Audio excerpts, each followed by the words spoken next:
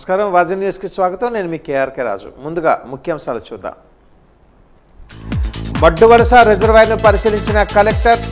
Project నీటి ప్రవాహంపై ఆరా తీసిన collector Ramasundar Reddy.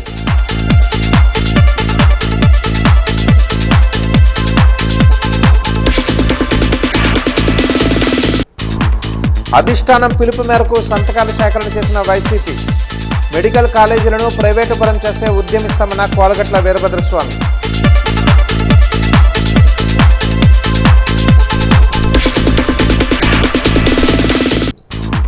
పుణ్యక్షేత్రాలకు ప్రత్యేక బస్సులు వేస్తున్న ఏపీఎస్ఆర్టీసీ. భక్తుల అవసరాలకు అనుగుణంగా రవాణా సదుపాయం కల్పిస్తున్నామన్న ఆర్టీసీ ఆర్ఎం వరలక్ష్మి.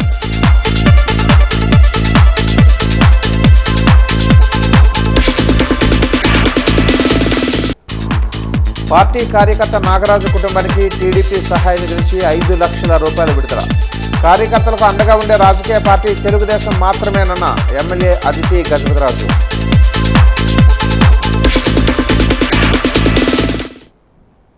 వివరాలు చూద్దాం. రాష్ట్రంలోని విద్యార్థులందరికీ అత్యున్నత విద్యా బోధనను అందించడమే ప్రభుత్వ లక్ష్యమని రాష్ట్ర చిన్న మధ్య తరహా పరిశ్రమలు సెర్ప్ ఎన్ఆర్ఐ సాధికారిక శాఖ మంత్రి కొండపల్లి శ్రీనివాస్ పేర్కొన్నారు. మండలంలోని వేణుగోపాలపురం ప్రభుత్వ జిల్లా విద్యా శిక్షణ సంస్థలో 745.68 లక్షల రూపాయలతో నిర్మించనున్న సెంటర్ ఆఫ్ ఎక్సలెన్స్ భవన సముదాయానికి మంత్రి శ్రీనివాస్ శుక్రవారం శంకుస్థాపన చేశారు.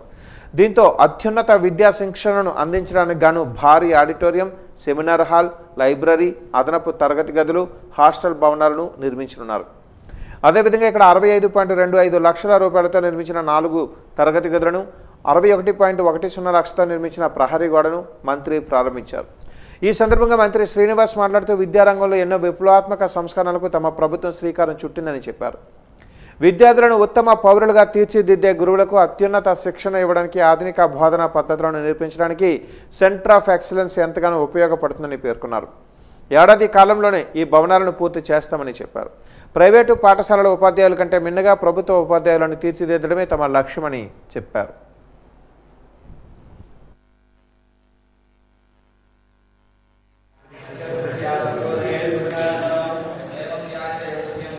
చూస్తున్నాం మా యువ నాయకుల్లో నారా లోకేష్ గారు ఎడ్యుకేషన్ అనేది ప్రధానంగా మనం రివైవ్ చేయాలి, ప్రపంచానికి స్థాయిలో ఎడ్యుకేషన్ సిస్టమ్ తీసుకెళ్లాలని ఎన్నో సంస్కరణలు చేస్తూ ఉన్నారు. ట్రైనింగ్ ఆఫ్ ది టీచర్స్ కూడా చాలా ఇంపార్టెంట్. ఎందుకంటే ప్రతి టీచర్ కూడా లేటెస్ట్ టీచింగ్ మెథడ్స్లోకి వెళ్ళాలి. ఎవ్రీ 5 yearsకి కూడా టీచింగ్ మెథడాలజీ కూడా మారుతుందన్న విషయం కూడా మనకు తెలుసు. ప్రైవేట్ స్కూల్స్ కన్నా బెటర్ ట్రైనింగ్ అనేది టీచర్స్కి ఇవ్వాలి. మన గవర్నమెంట్ స్కూల్స్లో ఉన్నటువంటి టీచర్స్ అందరికీ కూడా ఒక లేటెస్ట్ టెక్నాలజీ అడాప్ట్ చేయడానికి, ట్రైనింగ్ ఇవ్వడానికి, టీచింగ్ మెథడాలజీ అలవర్చుకోవడానికి ఈ సెంటర్ ఉపయోగపడుతుందని తెలియజేసుకుంటూ, మరి అంతేకాకుండా ఈ ప్రెమిసెస్కి సుమారు 65 లక్షలు పెట్టి ఒక కాంపౌండ్ వాల్ ఇవ్వడం జరిగింది. అంతేకాకుండా ఇంకొక 65 లక్షలు పెట్టి ఒక 4 క్లాస్ రూమ్స్ కూడా ఇదే కొత్తగా ఓపెన్ చేయడం కూడా జరుగుతుంది. గడిచిన సంవత్సరంలో ఫౌండేషన్ వేసి కట్టడం కూడా జరిగింది. మడ్డువలస రిజర్వాయర్ శివారు భూములకు సైతం సాగునీరు అందించేలా చర్యలు తీసుకోవాలని జిల్లా కలెక్టర్ ఎస్ రామసుందర్ రెడ్డి అధికారులను ఆదేశించారు.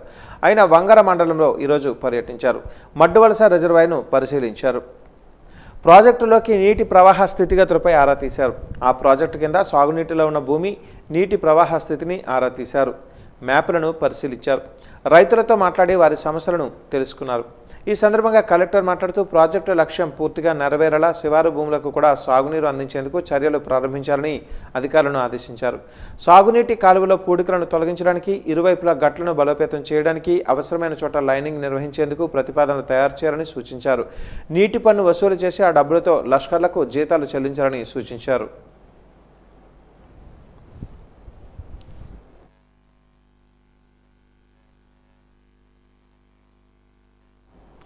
అభినయ అమరావతి ఆంధ్రప్రదేశ్ నాటకశాల విజయనగరం ఆధ్వర్యంలో నటరత్న నాటక పరిషత్ 2025 నాటిక పోటీలు నిర్వహిస్తున్నామని నిర్వాహకులు గెద్ద వరప్రసాద్ అన్నారు.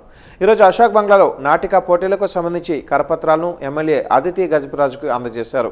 అనంతరం ఆయన మాట్లాడుతూ తెలుగు చిత్ర పరిశ్రమలో మకుటం లేని మహారాజుగా, యుగ పురుషుడిగా కీర్తి ప్రతిష్టలు సంపాదించిన నటరత్న నందమూరి తారక రామారావు పేరుతో 9వ తెలుగు రాష్ట్రాల ఆహ్వాన నాటిక పోటీలను నవంబర్ 6వ తేదీ నుంచి 8వ తేదీ వరకు నిర్వహిస్తున్నామని తెలిపారు. గురజాడ కళాభారతిలో ప్రతిరోజు సాయంత్రం 6 గంటలకు జరిగే నాటిక పోటీలలో తెలంగాణ, ఆంధ్రప్రదేశ్ నుంచి కళాకారులు వచ్చి ప్రదర్శనిస్తారని, కళాభిమానులు వచ్చి పోటీలను విజయవంతం చేయాలని కోరారు. కానాచి ఎన్నో సంస్కృతి కార్యక్రమాలకి నిలయం. అలాంటి విజయనగరంలో ఒక నాటక పరిషత్ నిర్వహించాలనే సంకల్పంతో గత 9 ఏళ్ళుగా విజయనగరంలో అభినయ, అమరావతి, నాటకశాల విజయనగరం సంస్థల నిర్వహణలో ఒక మహానటుడు నందమూరి తారక రామారావు పేరు మీద నటరత్న నాటక పరిషత్ నిర్వహిస్తున్నాం. అలాగే ఈ సంవత్సరం 9వ సంవత్సరంగా ఈ సంవత్సరం నవంబర్ 6, 7, 8 తేదీల్లో 6 నాటికలు, రాష్ట్రంలో అత్యుత్తమ బహుమతులు పొందిన 6 నాటికలను 3 రోజులు ప్రదర్శిస్తున్నాం. ఈ 6 నాటికలు కూడా రాష్ట్రంలో అనేక బహుమతులు సాధించిన నాటికలు. మాకు ముఖ్యంగా ఈ పరిషత్తుకి ఎంతోమంది దాతలు, కళాకారులు, అలాగే రాజకీయ ప్రముఖులు మాకు చేయూతనిస్తూ మమ్మల్ని ముందుకు నడిపిస్తున్నారు. వాళ్ళందరికీ ధన్యవాదాలు తెలియజేసుకుంటూ ఈ పరిషత్తుని విజయవంతంగా ముందుకు నడిపించడానికి కావాల్సింది ప్రముఖులు. వారిని ప్రోత్సహించేది, వారిని మాకు రప్పించేది పాత్రికేయులు, మీడియా మిత్రులు.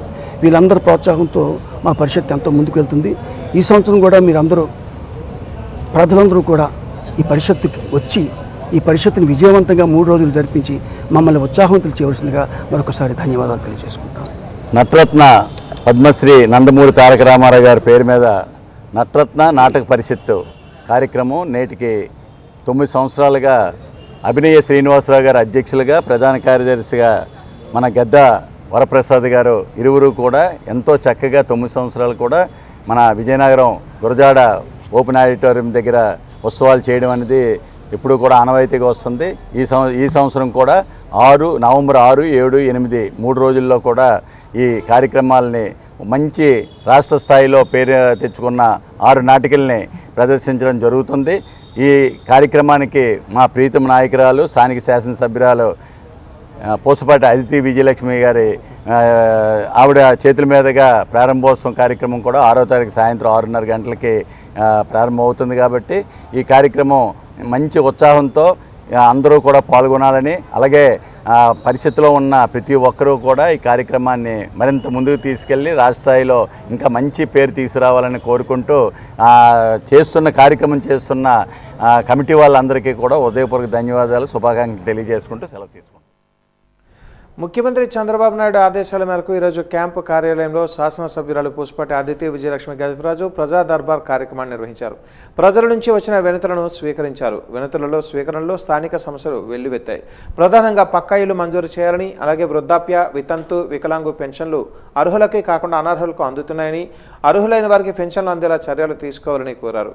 వినతులు స్వీకరించిన ఎమ్మెల్యే తన పరిధిలో ఉన్న వాటికి సంబంధిత శాఖాధికారులతో మాట్లాడి సమస్య పరిష్కారం కోసం కృషి చేస్తామని తెలిపారు. అనంతరం వాజీవంతో ఆమె మాట్లాడుతూ ప్రజా దర్బార్లో వచ్చే వినతి పత్రాలను పరిశీలించారని, వాటి సమస్యలను సంబంధిత అధికారుల దృష్టికి తీసుకుని వెళ్లి పరిష్కారానికి కృషి చేస్తారని హామీ ఇచ్చారు.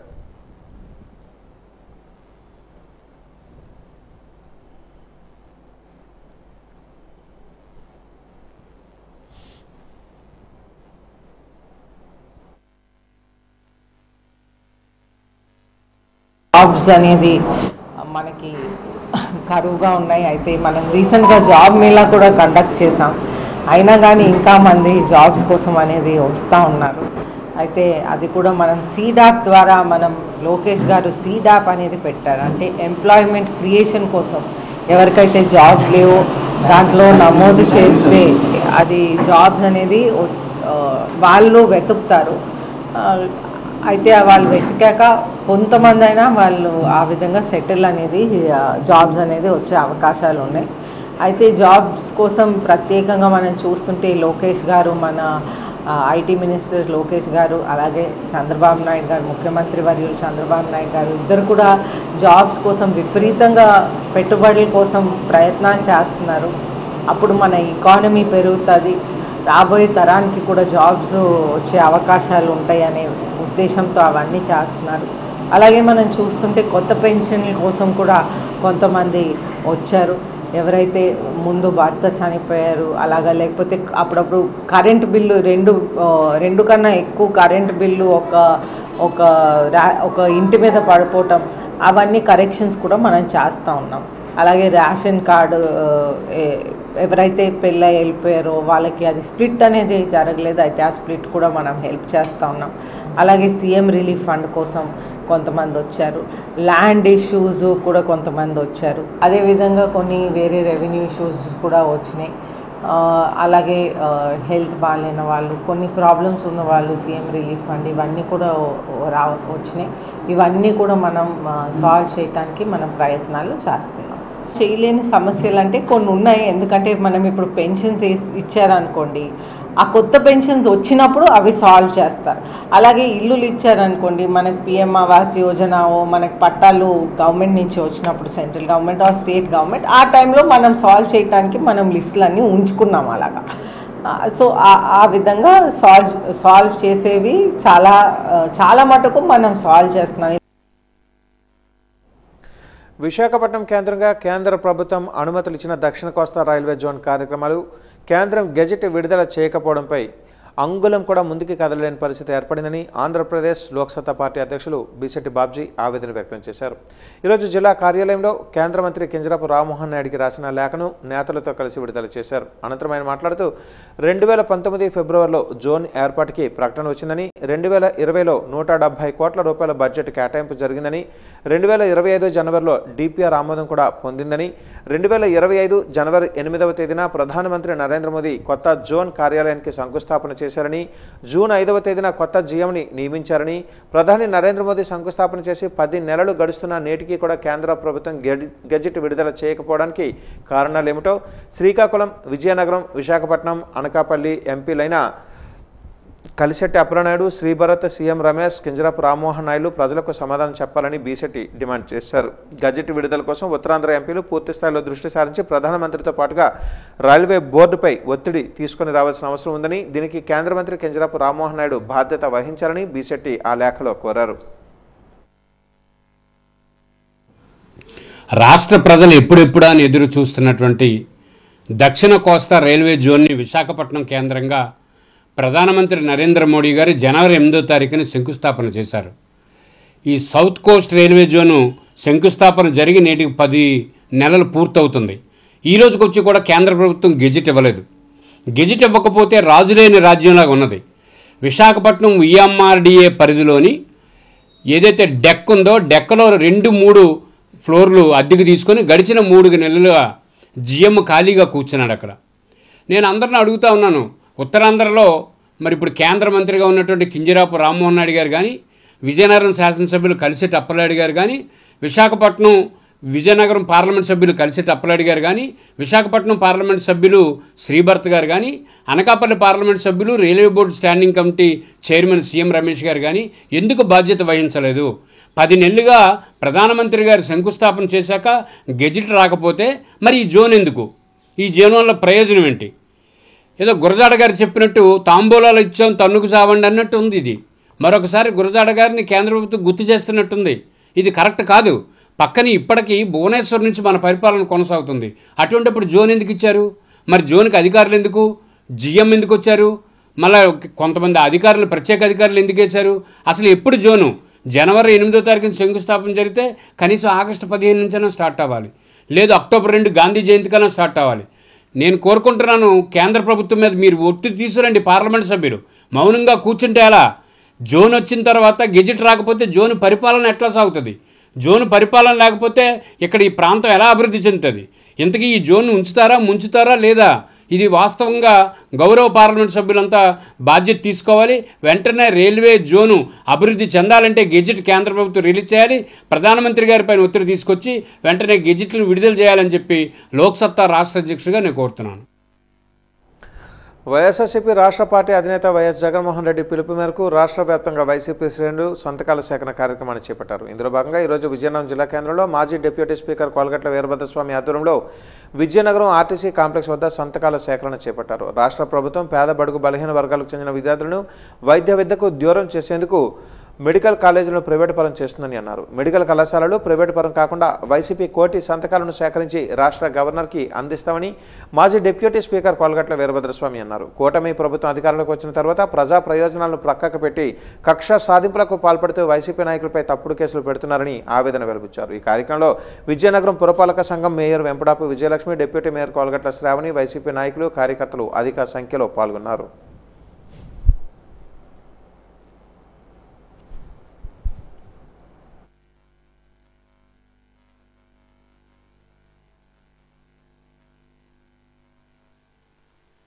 గతంలో స్వాతంత్రం వచ్చిన తర్వాత ఈ రాష్ట్రంలో ఇంతవరకు కూడా 12 కాలేజీలు మెడికల్ కాలేజీలు ఉంటే జగన్మోహన్ రెడ్డి గారు ముఖ్యమంత్రి అయిన తర్వాత పేద ప్రజలకి ఆరోగ్యం, విద్య ఇవ్వాలనే ఉద్దేశంతో 17 మెడికల్ కాలేజీలని ఈ రాష్ట్రంలో ఏర్పాటు చేసి 5 పూర్తి చేసి మిగతాన్ని కూడా పూర్తి చేయడానికి సుమారు 6,500 కోట్ల రూపాయలు రిలీజ్ చేసి దాన్ని అభివృద్ధి చేయడానికి వారు పూనుకున్నారు. ఇలాంటి పరిస్థితుల్లో మరి ఈనాడు ఈ రాష్ట్రంలో తెలుగుదేశం పార్టీ అధికారం వచ్చిన తర్వాత మరి అన్నీ కూడా ఏదైతే మెడికల్ కాలేజ్ అన్నీ కూడా ప్రైవేటీకరణ చేసి ప్రైవేటు వ్యక్తుల చేతిలో ఇవ్వడానికి మరి ఈనాడు మరి ముఖ్యమంత్రి గారు మరి తేల్చారు. ఇలా కార్యక్రమాలను ఏర్పాటు చేశారు. కేంద్ర ప్రభుత్వం దృష్టిలోకి తీసుకెళ్ళాలి. మరి రాష్ట్ర గవర్నర్ ద్వారాగా కేంద్ర ప్రభుత్వం దృష్టిలో ఈ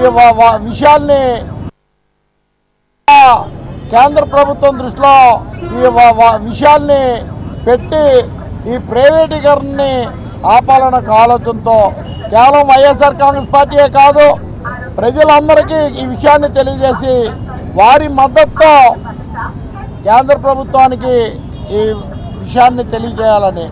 మరి వారి మద్దతు అంటే ఈ రాష్ట్రంలో 1 కోటి సంతకాల్ని ప్రజల నుంచి సేకరించి ఇగో ప్రజల ఆలోచన ఈ విధంగా ఉంది, ప్రజల ఉద్దేశాలు ఈ విధంగా ఉన్నాయని మేము కేంద్ర ప్రభుత్వానికి తెలియజేయాలని ఆలోచన చేస్తూ అందులో భాగంగా విజయనగరం శాసనసభ నియోజకవర్గంలో ఈరోజు ఈ సంతకాల ఉద్యమాన్ని ప్రారంభించాం. అలానే మంగళవారం నాడు ఒక ర్యాలీ నిర్వహించి రెవెన్యూ అధికారులకి ఒక రిప్రజెంటేషన్ కూడా ఇవ్వాలని ఆలోచన చేస్తున్నాం. మేము ఏ ప్రజల కోసం అయితే, ఏ పేద ప్రజానికం కోసం అయితే ఈ కార్యక్రమాలు చేస్తున్నామో ప్రజలందరూ కూడా మరి మాకు మద్దతుగా నిలబడాలని మేము చేస్తున్న ఈ సంతకాల ఉద్యమంలో మీ సంతకాలు చేస్తూ ప్రభుత్వ విధానానికి వ్యతిరేకంగా ప్రజలు కూడా ఉన్నారని తెలియజేయాలని కోరుతున్నాం. విద్యారంగ సమస్యల పరిష్కారం కోరుతూ హిందూపురం నుంచి ఇచ్చాపురం వరకు ఏఐఎస్ఎఫ్ ఆధ్వర్యంలో జరిగే బస్సు జాత విజయనగరం చేరుకుంది. దీనిలో భాగంగా విద్యారంగ సమస్యలను పరిష్కరించాలని, మెడికల్ కళాశాలను ప్రైవేటీకరణ ఆపాలని ఏఐఎస్ఎఫ్ జాతీయ అధ్యక్షులు విరాజ్, సిపిఐ రాష్ట్ర కార్యదర్శి జి ఈశ్వరయ్య డిమాండ్ చేశారు. ముందుగా విజయనగరం ఆర్టీసీ కాంప్లెక్స్ నుంచి అధిక సంఖ్యలో విద్యార్థులు ర్యాలీగా గురజాడ కళాభారతికి చేరుకున్నారు. అనంతరం విద్యార్థులను ఉద్దేశించి భారీ బహిరంగ సభ నిర్వహించారు. ఈ కార్యక్రమంలో ఆయన మాట్లాడుతూ రాష్ట్ర వ్యాప్తంగా విద్యార్థులకు ఉన్న ఫీజు రీఎంబర్స్మెంట్ను వెంటనే విడుదల చేయాలని, అదేవిధంగా రాష్ట్రంలో మెడికల్ కళాశాలను పీపీపీ విధానంలో నిర్వహణ చేయాలని ప్రభుత్వం భావిస్తుందని, దీనివలన పేద విద్యార్థులకు వైద్య విద్యకు దూరమయ్యే అవకాశం ఉందని అన్నారు. అందువల్ల ప్రభుత్వం వెంటనే మెడికల్ కళాశాలను ప్రైవేటు పర ఆలోచన విరమించుకోవాలని అన్నారు. అందుకు రాష్ట్ర వ్యాప్తంగా విద్యార్థులను చైతన్యవంతులను చేసేందుకు బస్సు యాత్రను ప్రారంభిస్తున్నామని అన్నారు. ఈ కార్యక్రమం భారీ ఎత్తున విద్యార్థులు పాల్గొన్నారు.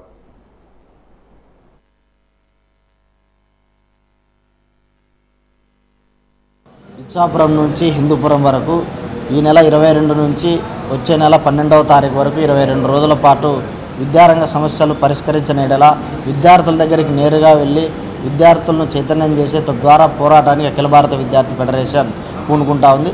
ఈ కార్యక్రమంలోని ఇవాళ విజయనగరానికి చేరుకోవడం జరిగింది. ఇవాళ రాష్ట్రంలో చంద్రబాబు నాయుడు గారి ప్రభుత్వం, కూటమి ప్రభుత్వం అధికారంలోకి వచ్చింది. 17 నెలలు అవుతా ఉంది.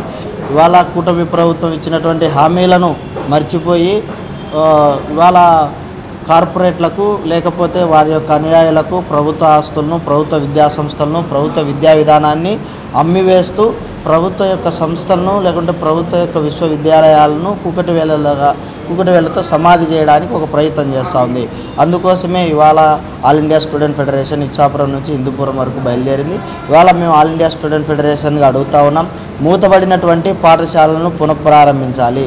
అదేవిధంగా యువగలం పదయాత్రలో ఏదైతే ఫీజు రియంబర్స్మెంట్ బకాయిలతో పాటు ఏదైతే జీవో నెంబర్ 77 రద్దు చేస్తామన్నారో ఈ 77 జీవోను రద్దు చేయకపోగా ఇవాళ అకాడమిక్ ఇయర్ ఉన్నత విద్యకు సంబంధించినటువంటి డిగ్రీ అకాడమిక్ ఇయర్ను ఇంకా సెకండ్ కౌన్సిలింగ్ దశలోనే నడుపుతూ ఉన్నారు. పైగా యూనివర్సిటీలకు సంబంధించినటువంటి ఏ ఒక్క యూనివర్సిటీలో కూడా పూర్తి స్థాయిలో అధ్యాపక బోధనేతర సిబ్బంది కానీ లేకపోతే ఉండాల్సినటువంటి వైస్ ఛాన్సలర్ కానీ రిజిస్ట్రార్లు కానీ ఇవాళ నియామకాలు చేపట్టడం లేదు. అంటే ఉన్నత విద్య పట్ల కపట సవతి తల్లి ప్రేమ చూపిస్తూ ఉంది ఈ యొక్క ఎన్డీఏ ప్రభుత్వం. పైగా today all India students federation organised bus jatha from Ichchapuram to Hindupuram. Now our Jatha has arrived in Vijayanagaram. Despite DGP police denial of permission that ASF cannot hold statewide Jatha. Vizianagaram జిల్లా భక్తులకు ఏపీఎస్ఆర్టీసీ పంచారామాల సందర్శనకి ప్రత్యేక ఏర్పాటు చేసింది. రాష్ట్రంలో పంచారామ క్షేత్రాలుగా పేరుగాంచిన అమరావతి అమరేశ్వరుడు, పాలకొల్లు శ్రీ రామలింగేశ్వరుడు, భీమవరం సోమేశ్వరుడు, ద్రాక్షారామం భీమేశ్వరుడు, సామర్లకోట కమరలింగేశ్వరుడు పుణ్యక్షేత్రాలను సందర్శించే విధంగా ఏపీఎస్ఆర్టీసీ విజయనగరం జిల్లా నుంచి భక్తుల అవసరాలకు అనుగుణంగా సూపర్ లగ్జరీ మరియు అల్ట్రా డీలక్స్ బస్సులను ప్రత్యేకంగా నడుపుతుంది. పంచారామాల దర్శనం బస్సులు ఈ కార్తీక మాసంలో ప్రతి ఆదివారం అంటే అక్టోబర్ 26, నవంబర్ 2, 9 మరియు 16వ తేదీలలో సాయంత్రం 4 గంటలకు డిపో నుంచి బయలుదేరి మంగళవారం వేకువజామున తిరిగి విజయనగరం చేరుతుంది. పూర్తిగా బస్సును బుక్ చేసుకునే బృందాలుగా వెళ్లే భక్తుల సౌకర్యార్థం వారు ఎక్కే ప్రదేశానికి బస్సును పంపిస్తుంది. ఈ ఉదాహరించిన తేదీలలో పంచారామాల దర్శనానికి ప్రత్యేక సర్వీసులలో టికెట్ల కొరకు ఏపీఎస్ఆర్టీసీ ఆన్లైన్లో లాగిన్ అయి ఆన్లైన్ ద్వారా లేదా మీ దగ్గరలో ఉన్న ఆర్టీసీ డిపోకు వెళ్లి టికెట్లను బుక్ చేసే సౌకర్యాన్ని ఏపీఎస్ఆర్టీసీ అందిస్తోంది.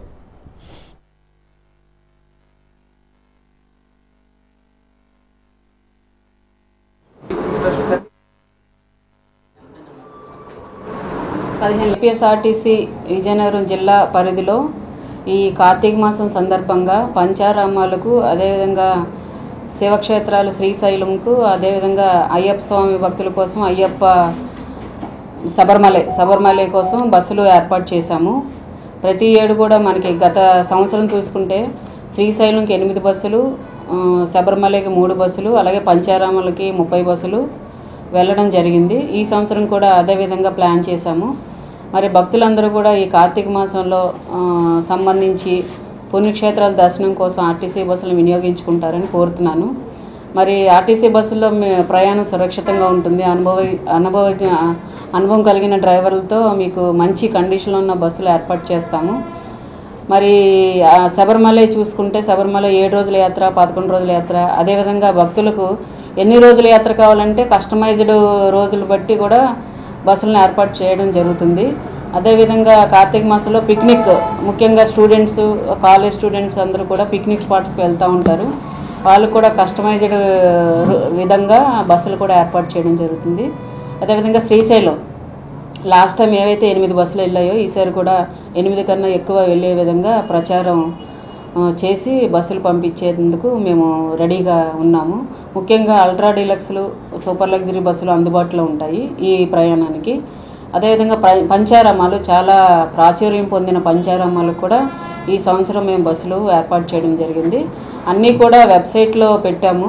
కావాల్సిన వాళ్ళందరూ టికెట్లు బుక్ చేసుకొని మరి ఈ కార్తీక మాసంలో శివుని దర్శనం కోసం వెళ్తున్న భక్తులందరికీ కూడా ఆర్టీసీ బస్సులు అందుబాటులో ఉన్నాయని తెలియజేస్తూ అందరూ కూడా ఈ బస్సులు వినియోగించుకొని మీ ప్రయాణం సుఖవంతం చేసుకుంటారని ఆశిస్తూ సెలవు తీసుకుంటాం. Thank you.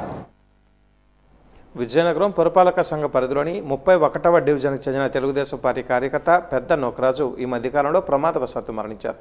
ఆయనకు తెలుగుదేశం పార్టీ సభ్యత్వం ఉండడంతో తెలుగుదేశం పార్టీ కేంద్ర కార్యాలయం నుంచి వచ్చిన ప్రమాద బీమా 5 లక్షల రూపాయల చెక్కుని విజయనగరం నియోజకవర్గ ఎమ్మెల్యే పూసపాటి అదితి విజయలక్ష్మి ఈరోజు నోకరాజు కుటుంబ సభ్యులకు అందజేశారు.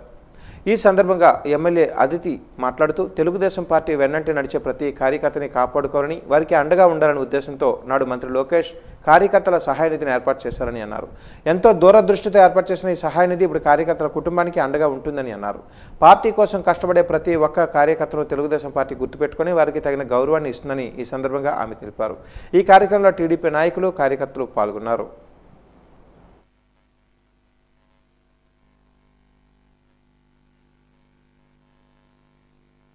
ఈరోజు మనం 31st వార్డులో ఉన్నాం. అయితే విజయనగరంలో 31st వార్డులో మనం చూస్తుంటే నూకరాజ్ అనే కార్యకర్త వారు రీసెంట్గా యాక్సిడెంటల్ డెత్ అనేది జరిగింది.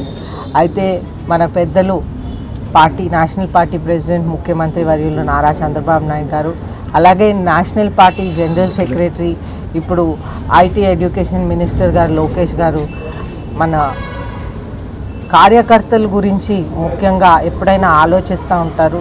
అయితే మన సభ్యత్వం తీసుకున్నప్పుడే కార్యకర్తల కోసం బీమా ఇన్సూరెన్స్ అనేది చేశారనమాట. అయితే ఈ బీమా యాక్సిడెంట్ అయిన వెంటనే వాళ్ళు అప్లై చేసుకుంటే వాళ్ళందరికీ కూడా 5 lakh రూపీస్ అనేది డైరెక్ట్గా వాళ్ళ సొంత అకౌంట్లోకి పడిపోతుంది. అయితే ఈ నూకరాజు సిచ్యువేషన్లో కూడా అదేవిధంగా 5 lakh రూపీస్ డైరెక్ట్గా ఆయన వైఫ్ అకౌంట్లోకి పడిపోయింది. అయితే ఆయన వైఫ్ పేరు సరస్వతి గారు, చాలా ధైర్యంగా ఉన్నారు. ఈ బీమాని వారు సద్వినియోగించుకుంటున్నారు. పిల్లలు ఇద్దరు కూడా చదువుకుంటున్నారు. బిందు ఆమె డయాలిసిస్ డిప్లొమా అనేది కోర్స్ చేస్తుంది. అదేవిధంగా చందు ఆయన కొడుకు ఆయన ఇంటర్ సెకండ్ ఇయర్ అనేది చదువుకుంటున్నారు. పిల్లలు ఇద్దరు కూడా బాగా చదువుకొని పెద్ద అవ్వాలని కోరుకుంటూ మంచి జాబ్స్ రావాలని కోరుకుంటున్నాము. ఈ ఆర్థిక సహాయం ఇచ్చినటువంటి మన national party president Nara Chandrababu Naidu గారు, అదేవిధంగా మన నేషనల్ పార్టీ జనరల్ సెక్రటరీ గారు ప్రత్యేక ధన్యవాదాలు తెలుపుతూ మన పార్టీని ఈ విధంగా బలోపేతం చేయాలని, మన ఎంత పనున్నా మన కార్యకర్తల గురించి మాత్రం ఆలోచించి ఒక లెటర్ కూడా లోకేష్ గారు ప్రత్యేకంగా పంపించారని మరీ తెలుపుతూ సెలవు తీసుకుంటాను. Thank you. కూటమి ప్రభుత్వం అధికారంలోకి వచ్చి 18 నెలలు కావస్తున్నా ప్రజలకు ఒరిగేదేమీ లేదని సిపిఐ రాష్ట్ర కార్యదర్శి గొజ్జలేశ్వరయ్య ఆరోపించారు. విజయనగరం జిల్లా పర్యటనకు వచ్చిన ఆయన మాట్లాడుతూ చంద్రబాబు, పవన్ కళ్యాణ్ ప్రధాని నరేంద్ర మోదీకి తొత్తులుగా వ్యవహరిస్తున్నారని ఎద్దేవా చేశారు. అధికారంలోకి వచ్చిన చంద్రబాబు విద్యార్థులకు బకాయిలు ఉన్న ఫీజు రీఎంబర్స్మెంట్ చెల్లించడంలో ఎందుకు అలసత్వం వహిస్తున్నారో సమాధానం చెప్పాలని అన్నారు. రాష్ట్రంలో ఉన్న వ్యవస్థలను ప్రైవేటు పరం చేసేందుకు ముఖ్యమంత్రి చంద్రబాబు నాయుడు ప్రయత్నిస్తున్నారని ఆవేదన వెలిపించారు. ఈ మీడియా సమావేశంలో సిపిఐ నాయకులు కామేశ్వరరావు, రమణ, అశోక్ తదితరులు పాల్గొన్నారు.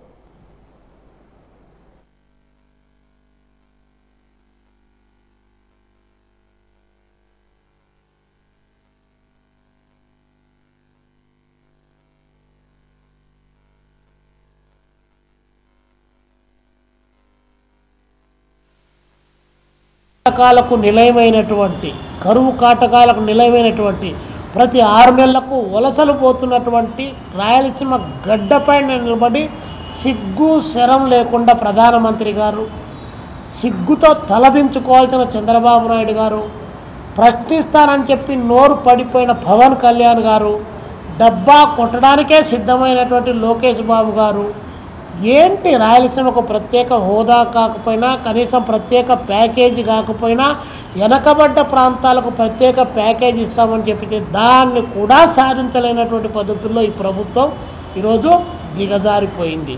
ప్రజలందరూ కూడా గమనిస్తూ ఉన్నారు.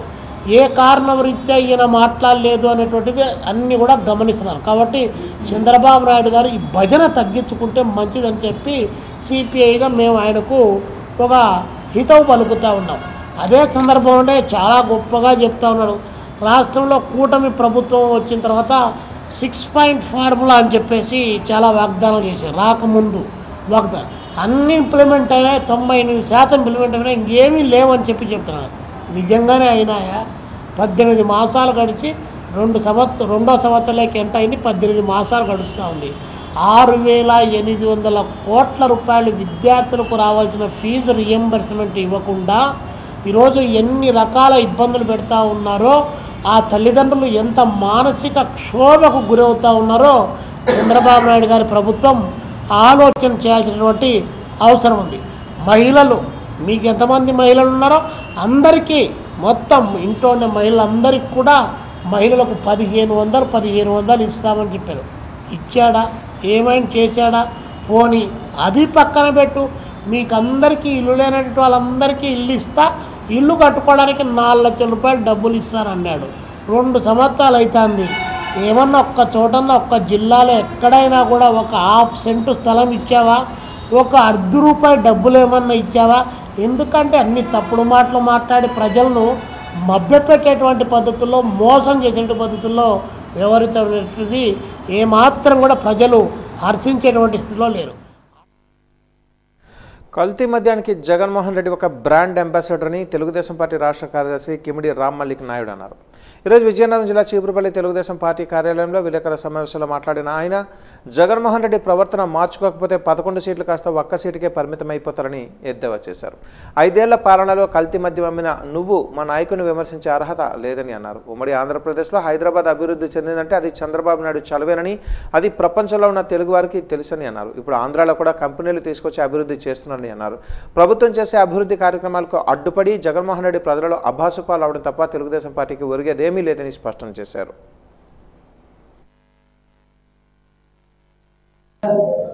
ఈరోజు మరి కర్నూలులో జరిగిన బస్ ప్రమాదంలో ఎవరైతే ప్రాణాలు కోల్పోయారో ఆ కుటుంబాలన్నిటికి కూడా నా ప్రగాఢ సానుభూతిని తెలియజేసుకుంటున్నాను. అదేవిధంగా ఎవరికైతే దెబ్బలు తగిలి ఇప్పుడు హాస్పిటల్లో చికిత్స పొందుతున్నారో వాళ్ళందరూ కూడా త్వరగా కోలుకోవాలని చెప్పి కోరుకుంటున్నాను. నిజంగా చాలా దుర్ఘటన అది, అలా జరిగి ఉండకూడదు. కానీ ఏదైతే దానికి కారకులు ఉన్నారో వాళ్ళని తప్పకుండా వాళ్ళకి తగిన శిక్ష పడేలాగా ప్రభుత్వం చూస్తుందని చెప్పి మరి ఆ కుటుంబ సభ్యులకి అలాగే ప్రజలకి మీ ద్వారా తెలియజేసుకుంటున్నాను.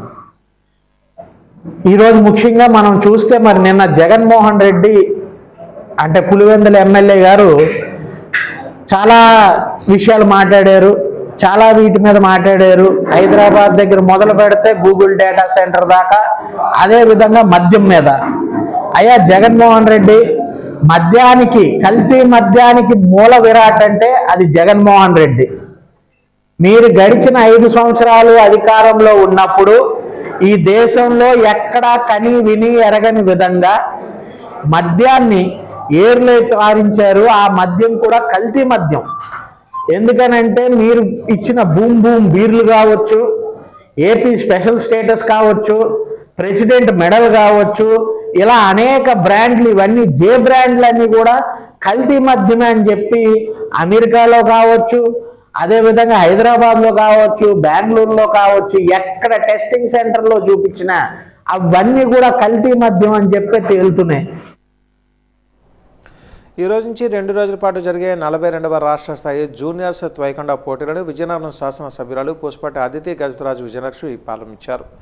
త్వైకొండ ఛాంపియన్షిప్ 2025 పోటీలను రాజ్య స్పోర్ట్స్ కాంప్లెక్స్లో జిల్లా త్వైకొండ అసోసియేషన్ ఆధ్వర్యంలో నిర్వహిస్తున్నారు. ఈ పోటీలకు రాష్ట్ర వ్యాప్తంగా అన్ని జిల్లాల నుంచి త్వైకొండ క్రీడాకారులు పాల్గొంటున్నారు. ఈ కార్యక్రమంలో ఎమ్మెల్యే అదితి గజపతిరాజు మాట్లాడుతూ క్రీడలు మానసిక ఉల్లాసానికి ఉపయోగపడతాయని అన్నారు. క్రీడలలో విజయం సాధించాలంటే మెలకువలు నేర్చుకోవాలని సూచన చేశారు.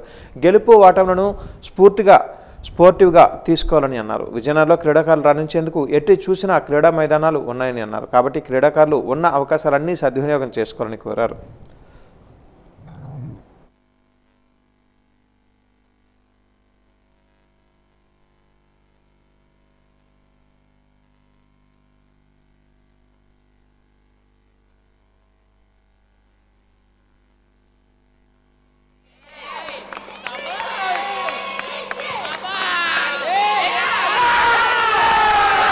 ఈరోజు ఆంధ్రప్రదేశ్ తైక్వాండో అసోసియేషన్ ఆధ్వర్యంలో జూనియర్స్ మరియు క్యాడెట్ జాతీయ స్థాయి పోటీలకు సెలక్షన్స్ జరుగుతున్నాయి.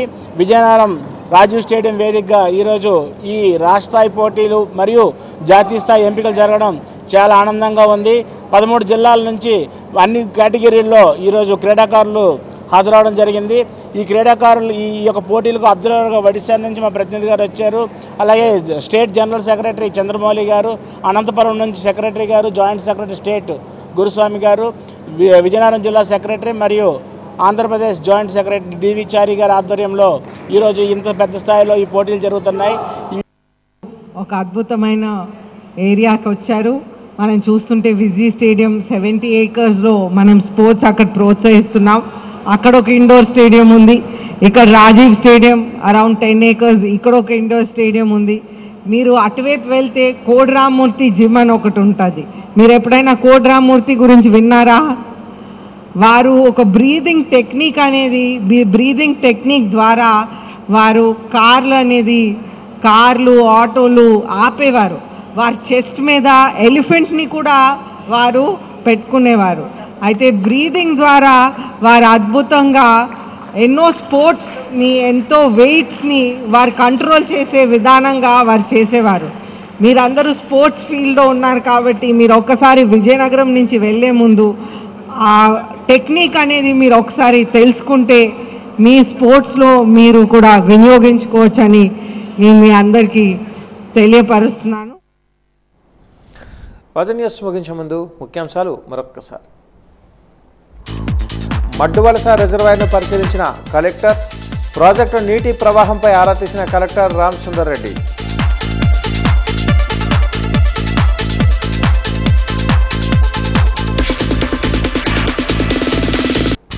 అధిష్టానం పిలుపు మేరకు సంతకాల సేకరణ చేసిన వైసీపీ, మెడికల్ కళాశాలలను ప్రైవేటు పరం చేస్తే ఉద్యమిస్తామన్న కోలగట్ల వీరభద్రస్వామి.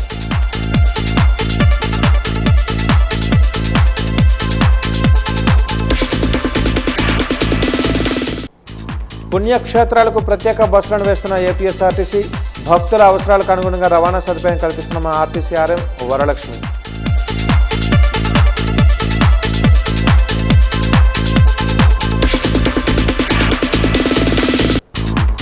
పార్టీ కార్యకర్త నూకరాజు కుటుంబానికి టీడీపీ సహాయ నిధి నుంచి 5 లక్షల రూపాయల విడుదల. కార్యకర్తకు అండగా ఉండి రాజకీయ పార్టీ తెలుగుదేశం పార్టీ ఒక్కటే అని ఎమ్మెల్యే అదితి గజరాజు స్పష్టం.